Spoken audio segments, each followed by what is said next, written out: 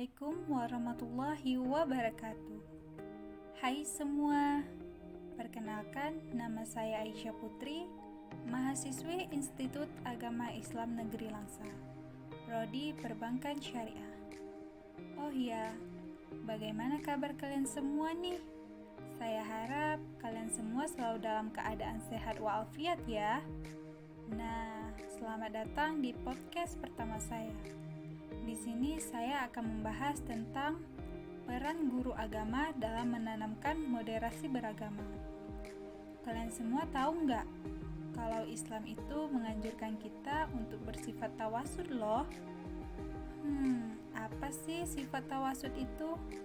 Tawasud adalah sikap tengah-tengah atau sedang di antara dua sikap. Yang pertama, tidak terlalu keras atau fundamentalis, dan yang kedua, tidak terlalu bebas atau liberalisme. Jadi, dengan adanya sikap inilah Islam bisa diterima di segala lapisan masyarakat. Sifat tawasud ini merupakan bagian dari moderasi beragama yang harus ditanamkan kepada peserta didik, agar peserta didik memiliki sikap moderat dalam kehidupan berbangsa dan bernegara. Di tengah kemajemukan bangsa Indonesia, moderasi beragama mutlak diperlukan dan diajarkan kepada peserta didik agar menjadi manusia yang mendamaikan, penuh kasih sayang, dan toleran di masa yang akan datang. Oh iya, pernah nggak kalian semua mendengar konflik yang mengatasnamakan agama? Pasti pernah dong. Konflik berkepanjangan atas nama agama seringkali terjadi di berbagai daerah di Indonesia, seperti masjid dibakar, gereja diserang, tokoh agama pun menjadi sasaran kekejaman tangan-tangan tidak bertanggung jawab. Bom bunuh diri dan diskriminasi atas nama isu sara seringkali terjadi dan menjadi pemberitaan nasional. Tentunya insiden kekerasan atas nama agama, suku dan budaya tidak bisa dielakkan. Karena bangsa Indonesia terdiri dari berbagai macam suku, agama, dan budaya yang beraneka ragam. Percikan kebencian, kekerasan, dan vandalisme pasti terjadi karena ketersinggungan antar golongan.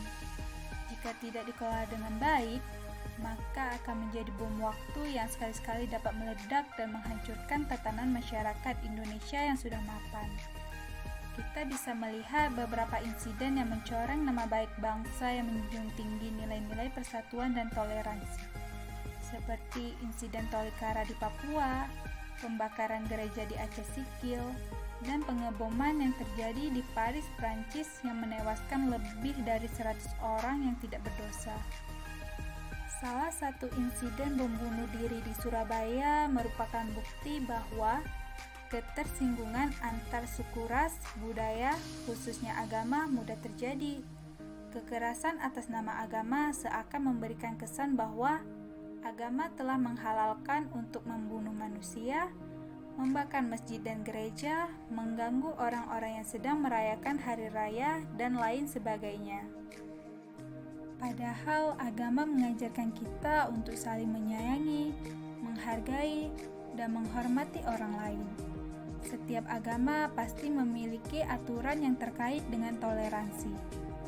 Islam sebagai agama terbesar yang dianut oleh mayoritas warga Indonesia tentunya memiliki aturan-aturan yang mengacu kepada kemaslahatan umat Islam.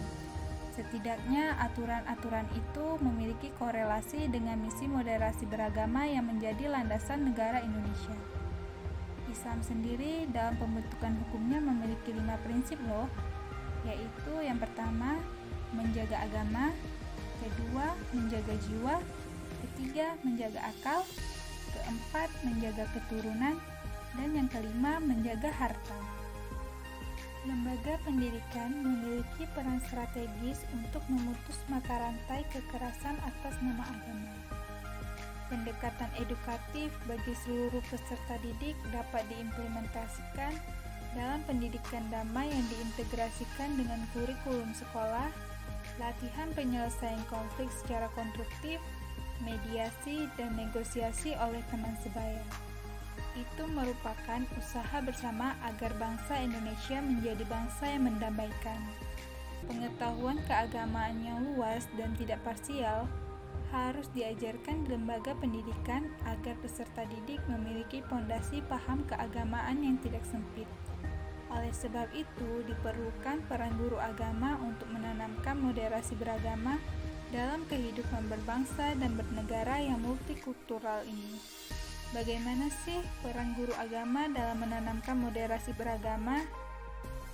Pendidikan merupakan hal yang sangat penting bagi seluruh warga Indonesia. Setiap warga negara Indonesia memiliki hak untuk mengenyam pendidikan 9 tahun sebagaimana diatur dalam Undang-Undang Nomor 2 Tahun 1989 yang menyebutkan bahwa pemerintah berupaya meningkatkan taraf kehidupan rakyat dengan mewajibkan semua warga negara Indonesia yang berusia 7-12 tahun dan 12-15 tahun untuk menamatkan pendidikan dasar dengan program 6 tahun di SD dan 3 tahun di SLTP secara merata. Tujuan pendidikan nasional adalah untuk mencerdaskan kehidupan bangsa. Mencerdaskan berarti membuat peserta didik untuk mengenali diri sendiri, mengenali potensi diri, lingkungan, dan masyarakat sekitar.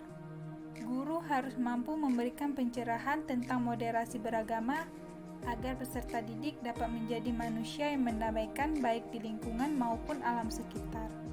Dengan pengetahuan tersebut, diharapkan dapat terciptanya kerukunan hidup antar sesama dan bisa hidup berdampingan dengan orang lain yang berbeda agama, ras etnis, dan lain sebagainya. Jadi, guru harus memiliki prinsip keguruan yang dapat memperlakukan peserta didik dengan baik, sehingga tujuan dari pendidikan itu dapat tercapai. Ada beberapa prinsip keguruan yang dapat saya jelaskan sebagai berikut. Yang pertama adalah seorang guru harus dapat membangkitkan peserta didik pada materi pelajaran yang diberikan serta dapat menggunakan media dan sumber belajar yang bervariasi. Kedua, guru harus mampu membangkitkan minat peserta didik untuk aktif dalam berpikir serta mencari dan menemukan sendiri pengetahuannya. Ketiga, guru juga harus mampu membuat urutan dalam pemberian mata pelajaran dan penyesuaian dengan usia dan tahapan perkembangan peserta didik. Keempat, guru mampu mengembangkan pelajaran yang akan diberikan sesuai dengan pengetahuan yang dimiliki peserta didik agar peserta didik menjadi mudah dalam memahami pelajaran yang diberikan.